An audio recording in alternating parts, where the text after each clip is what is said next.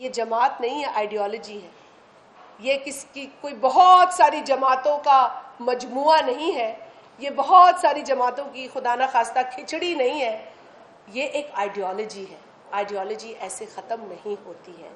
یہی نعرہ پاکستان کے صدر جناب آصف علی زرداری صاحب نے لگایا کہ پاکستان کھپے، کچھ بھی ہو جائے پاکستان کھپے.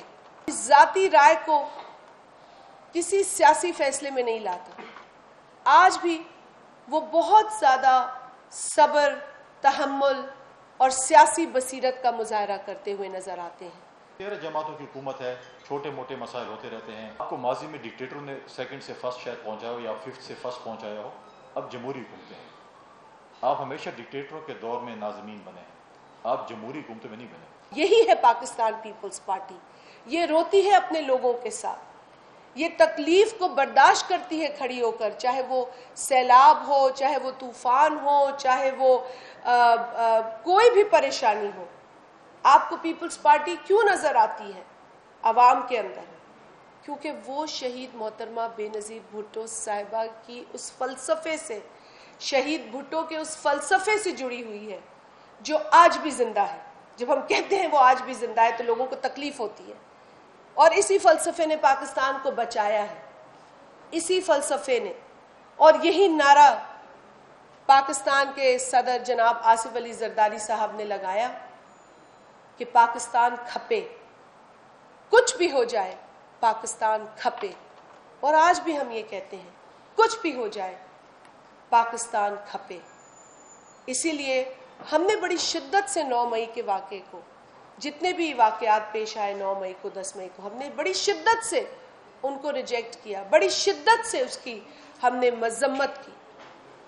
صرف اس لیے نہیں کہ ہمارا سیاسی اختلاف ہے اس جماعت سے، بلکہ اس لیے کیونکہ ہم نے لہو دیا ہے، ہم نے خون دیا ہے، ہم نے اپنے کارکنان کو کھویا ہے، ہم نے اپنے لوگوں کو گوایا ہے، ہم نے اپنے لیڈران کو کھویا ہے، ہم نے شہید محترمہ بے نظیر بھٹو صاحبہ کو کھویا ہے.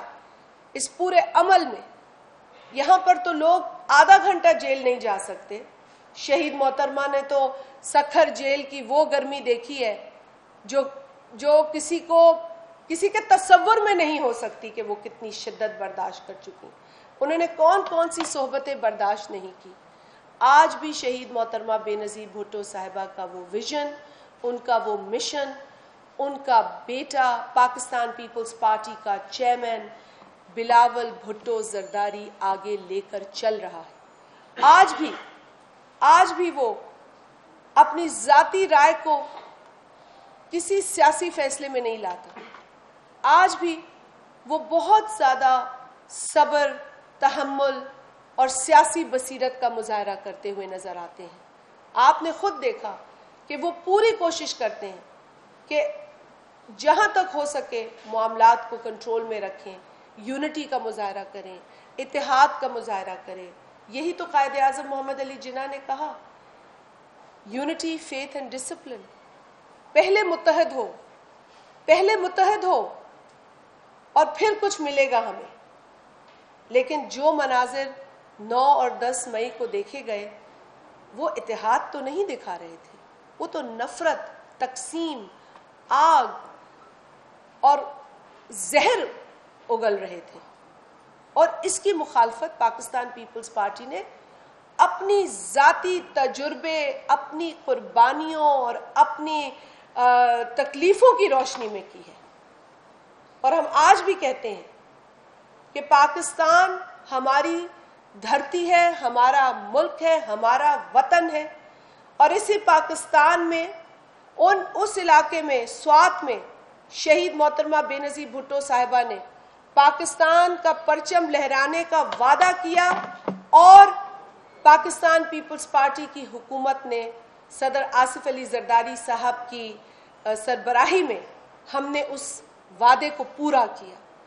ہم نے چھڑوایا ان دہشت گردوں سے اپنے لوگوں کو، ہم نے چھڑوایا ان انتہا پسندوں سے اپنی ماں، بہنوں اور بچوں کو، جن کی گرفت میں ہمارے پاکستان کے وہ علاقے تھے جہاں پاکستان کا پرچم اتار دیا گیا تھا. محترمہ شہید نے یہ کہا تھا، لیکن افسوس کہ پھر وہ ہمارے درمیان فزیکلی نہیں رہیں، لیکن اس کے باوجود ان کا مشن رہا، ان کا فلسفہ رہا، جس طرح شہید بھٹو کا فلسفہ آج بھی زندہ ہے اور وہی شہید محترمہ کا ہمارا فلسفہ ہے۔ تو ہم وہ جماعت ہیں جو ہم فخر کرتے ہیں کہ ہم الحمدللہ ہم تو کہتے ہیں کہ دینی اعتبار سے بھی ہم جب اپنے دین کو دیکھتے ہیں تو ہم دیکھتے ہیں کہ حضرت امام حسن اور حسین نبی کی جو نسبت ہے، تو ہمیں یہ فخر ہے صلی اللہ علیہ وآلہ وسلم، ہمیں وہ فخر ہے کہ ہم تو اس کا ایک جیتا جاگتا ثبوت ہے کہ ہم کس طریقے سے آگے بڑھے ہیں، ہم نے کس طریقے سے اس جماعت کو اپنی ان بہادر خواتین کی جد و جہد کے نتیجے میں اس مشن کو جاری و ساری دیکھا ہے۔ کسی ایک لمحے پر بھی پیپلز پارٹی جو ہے وہ جھکی نہیں، کسی ایک لمحے پر بھی پیپلز پارٹی گھبرائی نہیں۔ پیپلز پارٹی ان 17 سیٹوں کے ساتھ بھی اپوزیشن میں 97 میں اپنی مضبوط جو ہے وہ اپنے مشن پر، ایجنڈا پہ رہی، اور لوگوں نے کہا جی دیکھیں آج 17 سیٹیں ہیں۔ وہ لوگ بھول گئے تھے کہ یہ جماعت نہیں ہے، آئیڈیالوجی ہے، یہ کس کی کوئی بہت ساری جماعتوں کا مجموعہ نہیں ہے، یہ بہت ساری جماعتوں کی خدا نہ خواستہ کھچڑی نہیں ہے، یہ ایک آئیڈیالوجی ہے۔ آئیڈیالوجی ایسے ختم نہیں ہوتی ہے۔ تو آج میں اور میرے ساتھ فیصل کنڈی صاحب ہیں، نذیر ڈھوکی بھی ہمارے پرانے ساتھی ہیں، ہم سب لوگ شہید محترمہ کو خراج عقیدت پیش کرتے ہیں، اور یہ بات ایک بار پھر آپ لوگوں کو بتانا چاہتے ہیں کہ پاکستان پیپلز پارٹی آج بھی غریب عوام، متوسط طبقے کی لوگ، ان کے حقوق کے لیے کھڑی ہے۔ آج بھی ہمارا مقابلہ غربت سے ہے، آج بھی ہمارا مقابلہ مہنگائی سے ہے، آج بھی ہمارا مقابلہ سے ہے۔ ہمیں نہیں لڑنا کسی اور سے، ہمیں لڑنا ہے ان تمام چیزوں سے جس کے خاتمے کے بعد ہی پاکستان میں وہ ترقی آئے گی جس کا خواب شہید محترمہ بے نظیر بھٹو صاحبہ نے دیکھا۔ بات کی گئی، چیئرمین بلاول بھٹو زرداری صاحب نے سوات میں اپنے جلسے عام میں اپنی الیکشن مہم کا آغاز کر لیا ہے، اور پاکستان پیپلز پارٹی کے ورکر، پاکستان پیپلز پارٹی کی لیڈرشپ الیکشن کے لیے تیار ہے۔ پاکستان پیپلز پارٹی یہ چاہتی ہے کہ اگست میں جو اسمبلی کا ٹینیور ختم ہو رہا ہے، اکتوبر میں الیکشن ہو جانے چاہیے، یا نومبر میں، اگر 2-3 دن پہلے اگر اسمبلی ٹوٹتی ہے تو یا 60 دن میں تو یا 90 دن میں، کیونکہ اس پورے ہم سمجھتے ہیں پاکستان پیپلز پارٹی کا یہ موقف ہے کہ اس پورے انسٹیبلٹی کا واحد حل جو ہے فری اینڈ فیئر الیکشن اس ملک میں، تاکہ فری اینڈ فیئر الیکشن اس ملک میں ہوں 5 سال کے لیے، جو بھی پاکستان کی عوام جس جماعت کو بھی مینڈیٹ دیتی ہے اس کا حق بنتا ہے کہ وہ اس ملک کو آگے لے کر چلیں، ملک کو بحران سے نکالیں اور ایک جو ہے اسٹیبلٹی کی طرف ہم جائیں۔ تو میں سمجھتا ہوں کہ یہ ایک پاکستان پیپلز پارٹی کا موقف ہے کہ الیکشن ہونے چاہیے۔ ہمارے اتحادی جماعتوں کے ساتھ بھی ہم بات چیت کر رہے ہیں، اور میں سمجھتا ہوں کہ وہ بھی اس کے لیے تیار ہیں کہ الیکشنز ہو جانے چاہیے۔ آپ کا ڈیفینیٹلی سوال آئے گا، کچھ لوگوں کا سوال ہے کہ جی پاکستان پیپلز پارٹی اور پی ایم ایل میں شاید کچھ اختلافات ہونے جا رہے ہیں، کیونکہ بلاول بھٹو زرداری صاحب سوات میں جلسے عام سے خطاب کر رہے تھے۔ انہوں نے اس وقت، کیونکہ ان کا پہلا جلسہ تھا اپنے سیاسی کیریئر کا سوات کے اندر، تو انہوں نے اس وقت سوات کے آئی ڈی پیز کا ذکر کیا۔ ہمارے دور میں جو 30 لاکھ آئی ڈی پیز نقل مکانی کر کے گئے تھے، اور ان کو دوبارہ ہم نے چند ہفتوں میں یا کہیں 2-3-4 مہینوں میں ہم نے ان کو دوبارہ آباد کیا، ہم نے باعزت طریقے سے ان کو اپنے گھروں میں لے کے گئے۔ تو اس وقت انہوں نے سندھ، بلوچستان، ساؤتھ خیبر پنجاب اور جنوبی خیبر پختونخوا کی عوام کے ساتھ جو وعدہ کیا گیا تھا صوبائی حکومتوں کی طرف سے، مرکزی حکومت کی طرف سے، انٹرنیشنل کمیونٹی کی طرف سے، کہ ہم آپ کو دوبارہ آباد کریں گے، تو وہ یاد دہانی انہوں نے پرائم منسٹر صاحب سے کی۔ انہوں نے کہا کہ ہم نے پرائم منسٹر صاحب سے یہ کہا کہ فلڈز میں کے جو پیسے ہم نے دینے تھے وہ اس بجٹ میں دے دینے چاہیے، اور انہوں نے کہا تھا کہ ہم پرائم منسٹر سے بیٹھیں گے۔ شاید ان کی ٹیم کی کوئی مس انڈرسٹینڈنگ کی وجہ سے ہماری ہائی پاور ڈیلیگیشن چند دن پہلے، 4-5 دن پہلے، جس میں خورشید شاہ صاحب، سی ایم سندھ، نوید قمر صاحب، قاہرہ صاحب، شہری رحمان صاحبہ، یہ سارے وہاں پر گئے تھے۔ اس کے بعد ایک اور میٹنگ بھی ہوئی، اور بڑی پازیٹیو میٹنگ ہوئی۔ ہم نے اپنا پوائنٹ آف ویو جو ہمارے پارٹی کے دوستوں کا خیبر پختونخوا میں، سندھ میں، بلوچستان میں، پنجاب میں جو تحفظات تھے ان سے بھی ان کو آگاہ کیا.